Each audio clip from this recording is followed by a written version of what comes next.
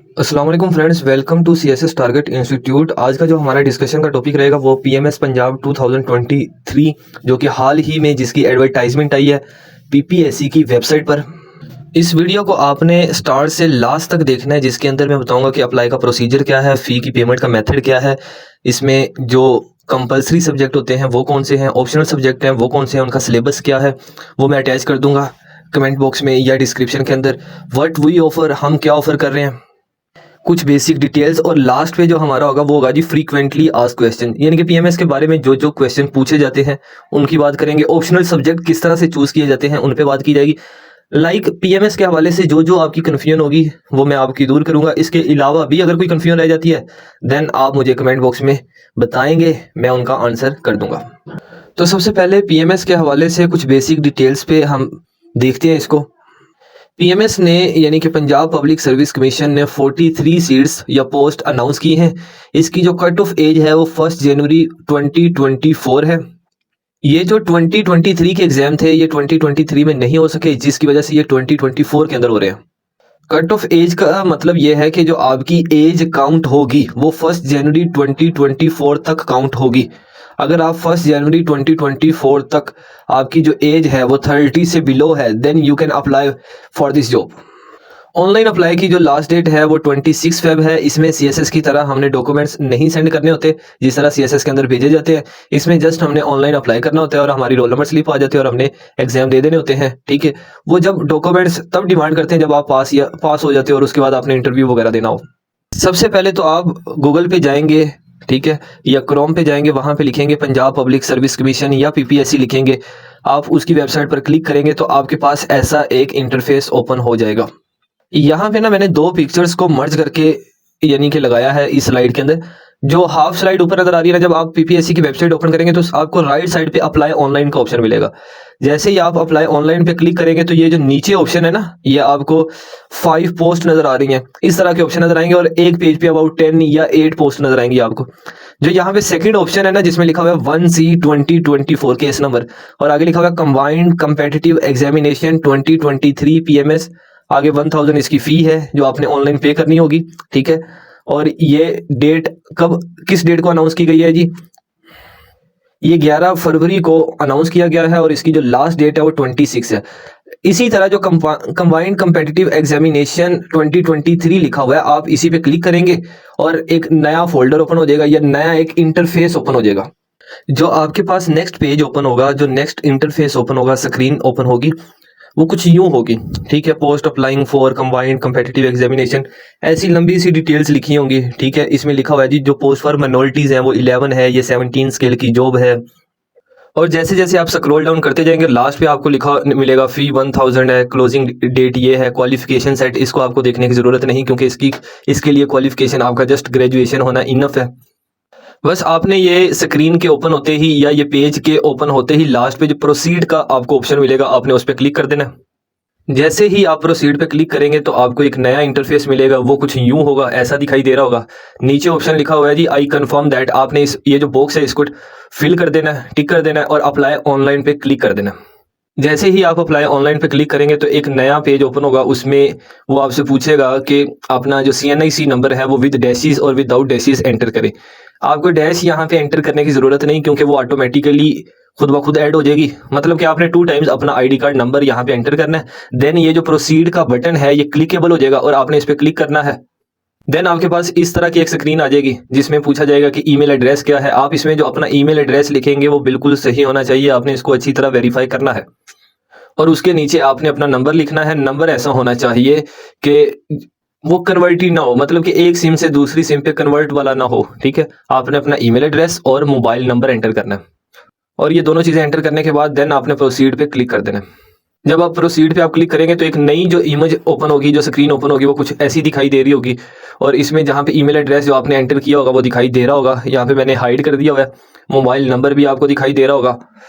अगर तो आपको लगता है कि जो ईमेल एड्रेस आपने एंटर किया है और जो मोबाइल नंबर एंटर किया है इसमें किसी तरह की कन्फ्यूजन है या कुछ चीज़ या कोई लेटर या नंबर आपने रॉन्ग एंटर कर दिया है, देन नीचे ऑप्शन आपको मिल रहा है चेंज ईमेल और मोबाइल, आप इस पर क्लिक करके दोबारा उधर ही चले जाएंगे। ठीक है, और उसको आप ठीक कर लेंगे। और अगर आपको लगता है कि ईमेल एड्रेस और मोबाइल नंबर आपने जो लिखा है वो बिल्कुल ठीक है, आपने वेरीफाई कर लिया, तो आपने वेरीफाई पे क्लिक कर देना है। इसके बाद जैसे ही आप वेरीफाई पे क्लिक करेंगे तो एक नई स्क्रीन ओपन हो जाएगी, ठीक है। इसके अंदर आपने कुछ इन्फॉर्मेशन एंटर करनी होगी, लाइक आपका जेंडर क्या है। जेंडर मीन मतलब कि आप मेल, फीमेल या ट्रांसजेंडर से बिलोंग करते हैं। नीचे लिखी हुई है जेंडर एलिजिबिलिटी। नीचे आप अपनी डेट ऑफ बर्थ लिखेंगे, ठीक है। डेट ऑफ बर्थ लिखने के बाद आर यू गवर्नमेंट एम्प्लॉय, अगर एम्प्लॉय है तो यस, वरना नो।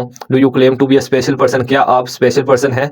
स्पेशल पर्सन हैं तो फॉर एग्जांपल आपको लगता है कि आप स्पेशल पर्सन हैं और आपके पास उसका सर्टिफिकेट नहीं है, it's mean you are not a special person, ठीक है। आर यू रिटायर्ड, इसको आपने नो ही रहने देना और प्रोसीड पे क्लिक कर देना है। जैसे ही आप प्रोसीड पे क्लिक करेंगे उसके बाद वो आपसे पर्सनल इन्फॉर्मेशन मांगेगा, ठीक है। आपका नेम क्या है, फादर नेम क्या है, वो सारी चीज़ें आपने एंटर करने के बाद दोबारा वो जो भी प्रोसीड या वेरीफाई या नेक्स्ट का ऑप्शन होगा उस पर आपने क्लिक करना होगा। उसके बाद कुछ विंडोज़ ओपन होती जाएंगी, वो जो डिटेल्स मांगता जाएगा आपने एंटर करते जाना है।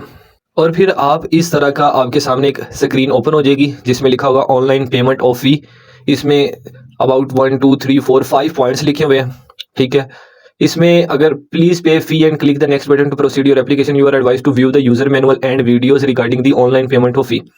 जो यूजर मैनुअल है मतलब एक पीडीएफ फाइल है जिसमें लिखा हुआ है कि भाई अगर आप एटीएम से पे करते हैं तो किस तरह से पे होगी, जैज कैश, इजी पैसा, यू पैसा, इससे पे करते हैं तो किस तरह से पे किया जा सकता है।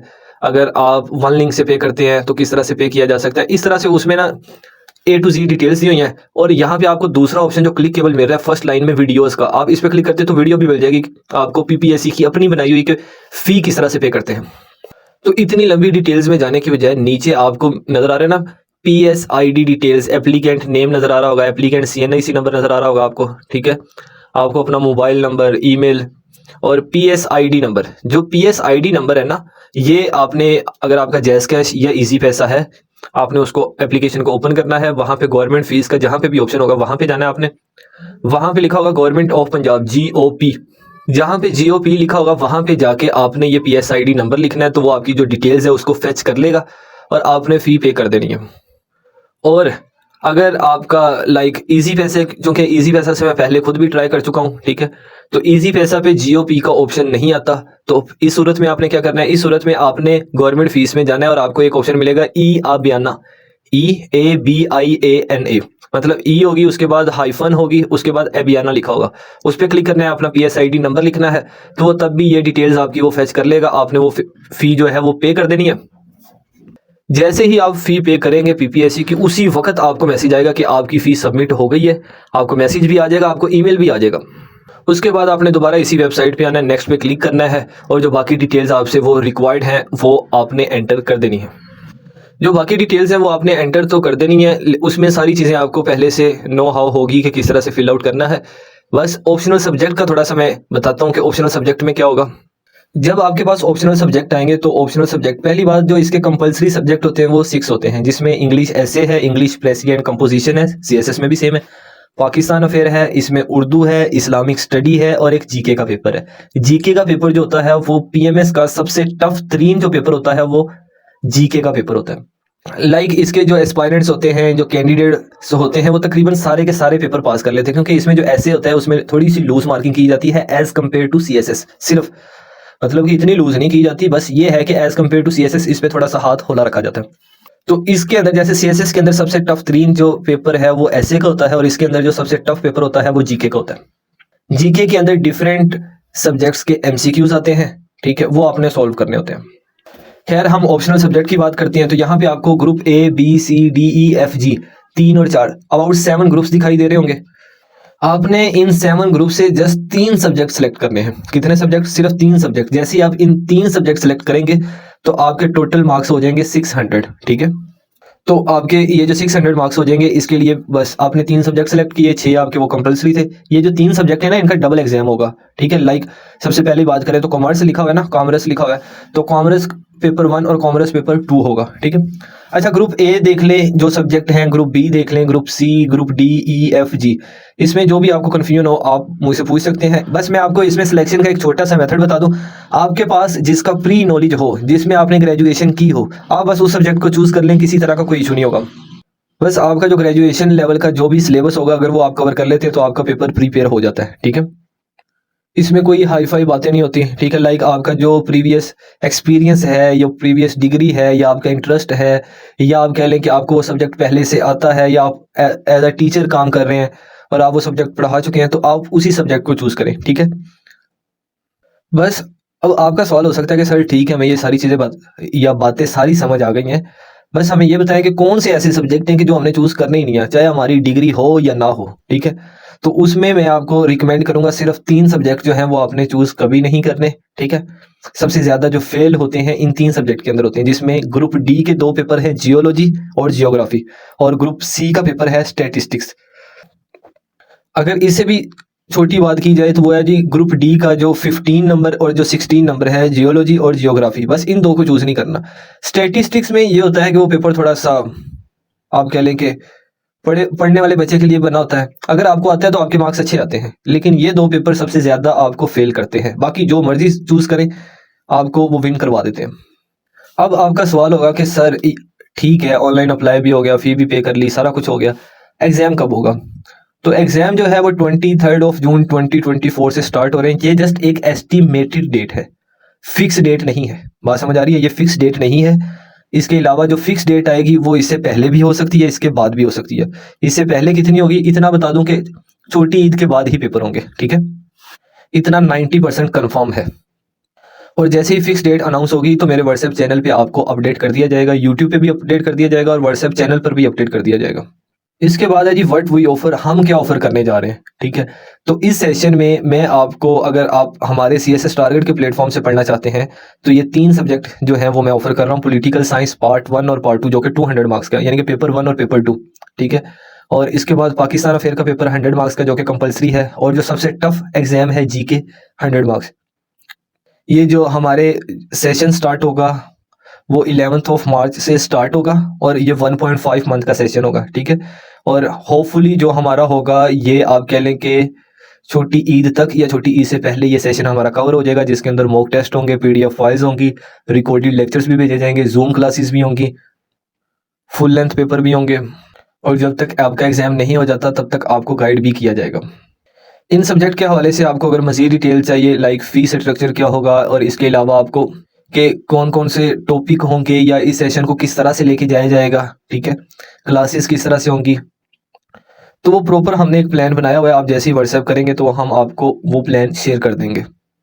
इसके बाद मैं आपको एक और बात बता दूं, लाइक सीएसएस 2024 29 फेब से स्टार्ट होने जा रहा है। इसके लिए मैंने 3 सेशन पाकिस्तान अफेयर और करंट अफेयर के टीच कर चुका हूँ और 2 क्रैश कोर्स टीच कर चुका हूँ, ठीक है।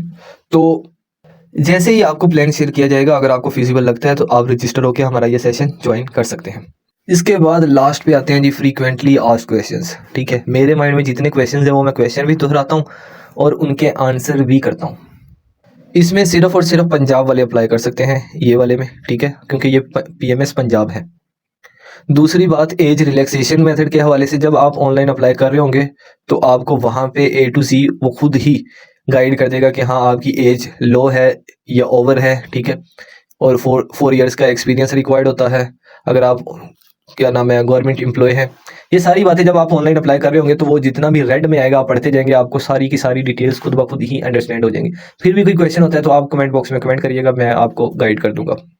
एक बहुत ज़्यादा क्वेश्चन पूछा जाता है कि सर जो इस्लामाबाद वाले हैं क्या वो इसके लिए अप्लाई कर सकते हैं, क्या वो पंजाब का हिस्सा या पार्ट समझा जाता है? तो भाई जो इस्लामाबाद वाले हैं वो पीएमएस के अंदर अप्लाई नहीं कर सकते, ठीक है। सर क्या ये सीएसएस की तरह टफ होता है? बिल्कुल टफ होता है, लेकिन मतलब कि टफ तो होता है, बाकी एग्जाम जितने भी होते हैं टफ होता है, लेकिन अगर आप कहें ना सीएसएस की निस्बत तो ये उससे थोड़ा सा कम टफ होता है, ठीक है। बहुत ही स्लाइड सा डिफरेंस है ये, उससे आप कह लें कि आप इसको इजीली पास कर जाते हैं। उसके लिए सिर्फ और सिर्फ ये है कि आपकी डायरेक्शन ठीक हो और आपका जो मटेरियल है वो अप टू दी पॉइंट हो। इसके अलावा फ़ी पेमेंट की जो हमारे पास पीडीएफ फाइल है वो कंपलसरी सब्जेक्ट का सिलेबस, ऑप्शनल सब्जेक्ट का सिलेबस, इसके अलावा हमारा व्हाट्सएप चैनल का लिंक और हमारा व्हाट्सएप नंबर और बाकी जितनी भी डिटेल्स हैं वो हमने आपके लिए कमेंट बॉक्स में पिन भी कर दी हैं और डिस्क्रिप्शन में मेंशन भी कर दी हैं। होपफुली आपके जितने भी क्वेश्चंस थे वो क्लियर हो गए होंगे। मिलते हैं नेक्स्ट वीडियो में, तब तक के लिए अल्लाह हाफिज़।